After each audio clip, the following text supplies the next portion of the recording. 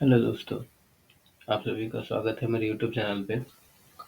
और जैसा कि आप लोगों ने थंबनेल में देखा होगा कि आज मैं एसएससी जीडी कांस्टेबल के बारे में बताने जा रहा हूँ, जिसकी मैं पूरी डिटेल्स दूंगा। आप लोग वीडियो को शुरू से अंत तक ज़रूर देखिएगा। इसमें मैं जो जो टॉपिक्स मैं क्लियर करने वाला हूँ वो मैं पहले ही थंबनेल में डाल चुका हूँ। जैसा कि आप लोग देख सकते हैं कि पहला है क्वालिफ़िकेशन, क्या-क्या आपकी क्वालिफ़िकेशन होनी चाहिए। एज लिमिट, किसको कितनी लिमिट मिलेगी, by caste according to caste मिलेगी। OBC, SC ST, general, EWS को क्या क्या मतलब एज रिलैक्सेशन वगैरह क्या मिलेगा, किन को नहीं मिलेगा, डॉक्यूमेंट्स क्या क्या रिक्वायर्ड होंगे, ये सारी चीज़ें। स्टेज ऑफ एग्ज़ाम्स जैसे देख सकते हैं कि बेसिकली तो इसमें दो तरह के एग्ज़ाम्स होते हैं। और उसके बाद है फिर आपका फिजिकल एलिजिबिलिटी चेक किया जाएगा, मतलब कि उसमें रनिंग, चेस्ट, हाइट वगैरह ये सब, ये इसके बारे में बताऊंगा। और सिलेबस क्या क्या है, क्या सिलेबस पढ़नी है आपको। और फाइनली जो होगा इन द एंड, फ़ी कितनी लगेगी, वो सारा डिटेल मैं आपको बताऊंगा। और ये सारे डिटेल्स को आप रेडी करके आप अपना फॉर्म फिलअप कर सकते हैं। तो फिर से स्वागत है आप लोगों का। तो वीडियो को एंड तक ज़रूर देखिएगा, और वीडियो पसंद आए तो लाइक और सब्सक्राइब ज़रूर करिएगा। ठीक है, तो ज़्यादा टाइम वेस्ट ना करते हुए वीडियो को आगे बढ़ाते हैं। और जैसा कि देख सकते हैं, पहला मैं बताने जा रहा हूँ जैसा कि है क्वालिफ़िकेशन। क्वालिफ़िकेशन ये ऐसा फॉर्म है कि मतलब कि जैसे ही आप 10th पास करते हैं, आपका 18 एज होता है, उसके बाद ही आप फॉर्म भर सकते हैं। सभी कोई भर सकते हैं। मिनिमम क्वालिफ़िकेशन इसमें 10th चाहिए, ठीक है? और 10th पास आउट होने चाहिए, चाहे आप किसी भी बोर्ड से पढ़े हो, लेकिन रिकॉग्नाइज्ड होनी चाहिए, गवर्नमेंट रिकॉग्नाइज्ड बोर्ड होनी चाहिए। और नेक्स्ट पे चलते हैं, एज लिमिट। अब एज लिमिट आप देख सकते हैं, जनरल आपका 18 से 23 साल है, ठीक है? 18 से 23 साल के बीच वाले ही कैंडिडेट जो है भर सकते हैं, जो जनरल में आते हैं।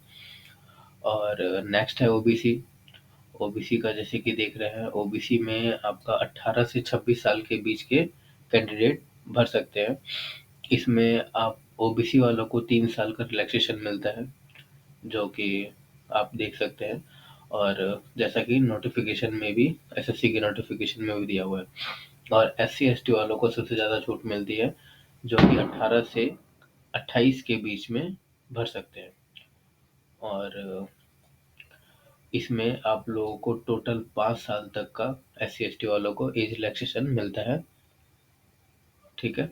यहाँ तक आपका क्लियर हो गया। नेक्स्ट चलते हैं, डॉक्यूमेंट क्या क्या चाहिए। एसएससी का फॉर्म भरने के लिए आप वन टाइम रजिस्ट्रेशन होता है। रजिस्ट्रेशन आपका अगर कंप्लीट है तो ओनली 10th की मार्कशीट चाहिए, जिसमें आपको पास ही क्लिक करना होता है। और उसके बाद आपको ओनली परसेंटेज कैलकुलेट करके डालना होता है, जो कि आप 10th के मार्कशीट में आप मार्क्स देखकर उसे कैलकुलेट करके, जितने भी आपके फुल मार्क्स है, 500 है, 600 है, 400 है, उससे कैलकुलेट करके आपको परसेंटेज डालनी होती है।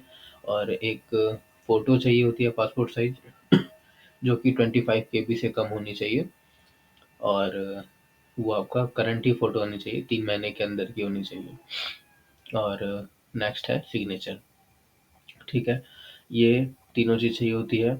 और बाकी डिटेल्स ऑफ हाईएस्ट क्वालिफ़िकेशन, जैसा कि आप देख रहे हैं कि आपने कहाँ तक पढ़ाई करी है, और कहाँ तक आपका हाईएस्ट क्वालिफ़िकेशन क्या है। जैसे कि आप ग्रेजुएशन करे हुए हैं, इंटर यानी कि 12th करे हुए हैं, तो आपको वो हाईएस्ट क्वालिफ़िकेशन भरनी होती है। अब जैसे ग्रेजुएशन करे हुए हैं, ग्रेजुएशन किस स्ट्रीम से करे हैं, जैसे कि आपका साइंस है, कॉमर्स है, आर्ट्स है, उनमें से चूज़ करना होता है। बीए, बीएससी, बीकॉम, ये तीनों हो गई, ठीक है?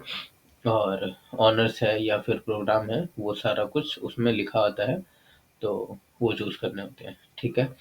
फिर से अब नेक्स्ट टॉपिक पे चलते हैं। नेक्स्ट हेडिंग पे चलते हैं, जैसे कि स्टेज ऑफ एग्ज़ाम। जैसा कि देख सकते हैं, पहला आप लोगों का होगा सीबीटी, यानी कि कंप्यूटर बेस्ड टेस्ट। इसमें आपको एमसीक्यूज़ मिलेंगे, और कितने क्वेश्चंस आते हैं, कितने मार्क्स के आते हैं, वो आगे मैं बताऊँगा। और सीबीटी में हो गया आपका कंप्यूटर बेस्ड टेस्ट, कंप्यूटर पे आपका टेस्ट होगा। और ये आपका होने के बाद जब आपका ये क्लियर होता है, तो फिर आपका फिज़िकल होता है। तो जैसे पीएसटी इसको कहते हैं, फिज़िकल स्टैंडर्ड टेस्ट। और इसमें भी आपको क्या करना होता है, वो मैं अगले टॉपिक पे बताऊँगा, ठीक है? ये 2 तरह के एग्ज़ाम्स होंगे आपके, ठीक है? और नेक्स्ट स्टेप पे चलते हैं। अब देख लीजिए यहाँ पे फिज़िकल एलिजिबिलिटी। अब यहाँ पे आपका मेनली ये आता है कि आपका फिज़िकल भी आपका फुलफ़िल होना चाहिए इनके अकॉर्डिंग। अब देख लीजिए, मैं आपको बताता हूँ। कैटेगरी हो गया मेल, ओबीसी, सारा कुछ मैं ये सारा कुछ लिखा हुआ है। आप चाहे तो स्क्रीनशॉट लेके या फिर वीडियो को पॉज़ करके भी अच्छे से आप समझ सकते हैं, लेकिन फिर भी एक बार मैं समझा देता हूँ। कैटेगरी हो गई हाइट की।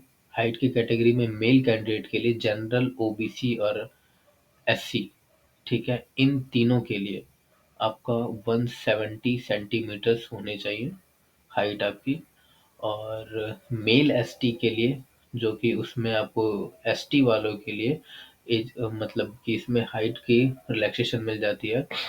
अप्रॉक्स ये हो गई 7.5 सेंटीमीटर का आपको रिलैक्सेशन मिल जाता है इसमें हाइट में, ठीक है? और वही कैंडिडेट फीमेल कैंडिडेट हो गई, जो फीमेल कैंडिडेट की मैक्सिमम हाइट जनरल ओबीसी और एससी, इनके लिए 157 सेंटीमीटर, और फीमेल एसटी के लिए 150 सेंटीमीटर। यानी कि इसमें आपको फीमेल कैंडिडेट में एसटी जो है उनको 7 सेंटीमीटर का रिलैक्सेशन मिलता है। बाकी करें बात तो चेस्ट की बात करते हैं। तो चेस्ट मेल कैंडिडेट में एससी, ओबीसी और जनरल, इन तीनों के लिए 80 से 85 सेंटीमीटर होना चाहिए। और जब आप ब्रीद इन करते हैं, यानी कि सांस लेते हैं, तो उसमें आपका 5 सेंटीमीटर बढ़ोतरी होनी चाहिए, यानी कि इंक्रीज होना चाहिए आपकी चेस्ट के सेंटीमीटर्स में, ठीक है? फिर उसके बाद नेक्स्ट पे चलते हैं। मेल एसटी की हो गई। मेल एसटी में आपका 76 टू 80 सेंटीमीटर होना चाहिए। इसमें भी यही रूल फॉलो करेगा कि आपका ब्रीद इन करने के बाद जब आप सांस लेते हैं, तो आपकी चेस्ट जो है वो 5 सेंटीमीटर बढ़नी चाहिए, इंक्रीज होनी चाहिए। और बाकी फीमेल में चेस्ट का कोई नहीं है, ठीक है? एनए है वहाँ पे। और रनिंग की बात करते हैं, तो जनरल, ओबीसी, एससी के लिए 5 किलोमीटर 24 मिनट में पूरे करने हैं। 5 किलोमीटर 24 मिनट में, ठीक है? एसटी के लिए भी सेम है, 5 किलोमीटर 24 मिनट में। दोनों का यहाँ पे कोई रिलैक्सेशन नहीं है। चाहे एससी हो, एसटी हो, कोई भी हो, इसमें रिलैक्सेशन नहीं है, सबके लिए इक्वल है। और फीमेल कैंडिडेट के लिए 1.6 किलोमीटर 8.5 मिनट में, यानी कि 8.5 मिनट में आपको कंप्लीट करने हैं। और एसटी के लिए वही है, इसमें भी कोई रिलैक्सेशन नहीं है, सभी के लिए इक्वल है, ठीक है? फिजिकल एलिजिबिलिटी के बाद फिर नेक्स्ट चलते हैं सिलेबस में। सिलेबस क्या आता है? सिलेबस हर बार की तरह बेसिकली यही होता है कि आपको जीके जीएस पढ़नी होती है। जनरल स्टडी, यानी कि जनरल इंटेलिजेंस हो गया, यहाँ पे पहला हो गया जनरल इंटेलिजेंस एंड रीजनिंग हो गया, ये आपको करनी होती है।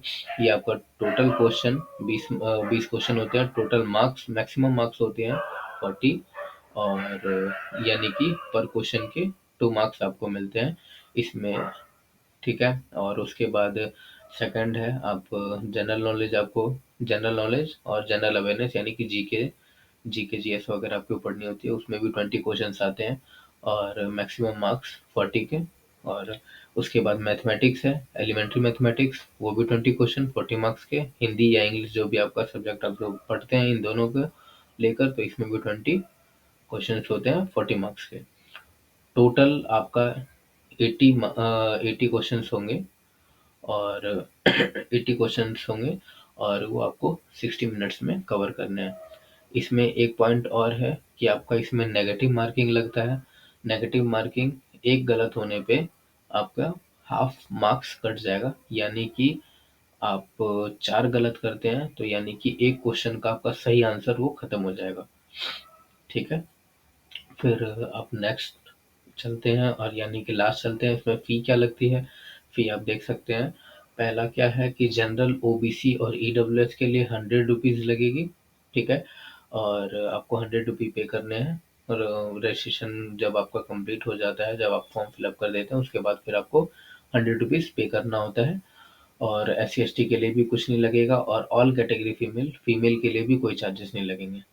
ठीक है, अब पेमेंट किस मेथड से कर सकते हैं? पे the exam fee through debit card कर सकते हैं, क्रेडिट कर सकते हैं, नेट बैंकिंग कर सकते हैं और ई चालान के थ्रू कर सकते हैं।